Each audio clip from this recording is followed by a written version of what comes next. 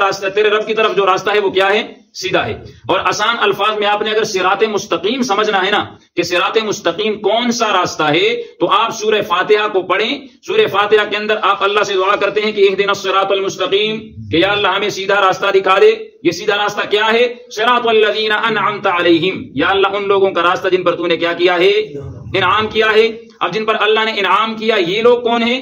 اولئک الذین انعم اللہ علیہم من النبیین والصدیقین والشہداء والصالحین وحسن اولئک رفیقا۔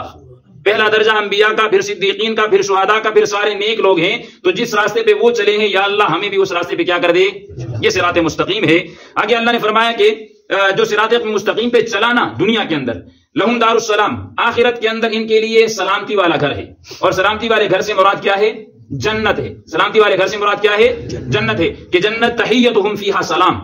جنتی جب بھی ایک دوسرے سے ملیں گے تو ایک دوسرے پہ سلامتی کریں گے، ایک دوسرے کو السلام علیکم کہیں گے۔ اور سب سے بڑی بات یہ ہے کہ سلام قولا من رب الرحیم، کہ جنتیوں پہ اللہ کی جانب سے بھی کیا ہوگی؟ سلامتی ہوگی۔ اچھا اگلی آیت میں اللہ رب العزت نے فرمایا کہ وَيَوْمَ يَحْشُرُهُمْ جَمِيعًا، کہ جس دن ہم جمع کریں گے تمام کے تمام کو، جس کے اندر حضرت آدم سے لے کے جناب محمد الرسول اللہ پھر قیامت تک ساری مخلوقات وہاں ہوگی۔ اب دنیا کے اندر جنات ہمیں نظر نہیں آ رہے، لیکن قیامت کے دن ہمیں نظر آئیں گے۔ دنیا میں فرشتے ہمیں نظر نہیں آ رہے، لیکن قیامت کے دن نظر آئیں گے۔ اب یہاں پہ ایک بات آپ نے مختصراً سمجھنی ہے کہ انسان کو اللہ نے پیدا کیا ہے کس سے؟ مٹی سے۔ جنات کو اللہ نے پیدا کیا ہے کس سے؟ آگ سے۔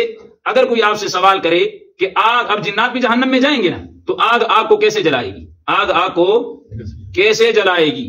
اس کا ایک پہلے آپ ایک سمپل اس کی ایک مثال آپ ذہن میں رکھ لیں۔ ایک ملحد آدمی تھا نا، ملحد، اس نے نا کسی سادہ لو مسلمان سے یہ سوال کر لیا کہ تمہارا قرآن جو ہے وہ کہتا ہے کہ جنات جو ہے یہ جہنم کے اندر جائیں گے، اور یہ بھی کہتا ہے کہ جنات پیدائش ہے آگ کی۔ کس سے اللہ نے ان کو پیدا کیا ہے؟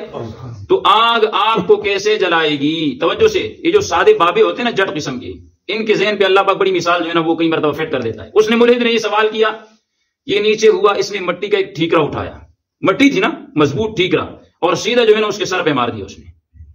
اب اس ملحد کے سر میں زخم ہوا اور سر سے خون نکل گیا۔ ملحد مسلمان کو کہتا ہے کہ یار تو نے کیا کر دیا ہے؟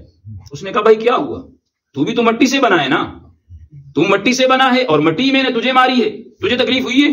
تو کہہ رہے مجھے تکلیف ہوئی ہے۔ تو کہہ رہے جب تو مٹی سے بنا ہے، مٹی لگنے سے تجھے تکلیف ہو گئی، تو جنات جب آگ سے بنے ہیں اور جہنم کی آگ میں اللہ ان کو ڈالے گا تو کیا ان کو تکلیف نہیں ہوگی؟ بات سمجھائی اس نے کہ نہیں سمجھائی؟ دوسری بات کہ جنات کو اللہ نے جس آگ سے بنایا وہ دنیاوی آگ ہے، اور جہنم کی جو آگ ہے وہ دنیا کے آگ سے 69 گنا جو ہے وہ اس سے کیا ہے؟ زیادہ ہے۔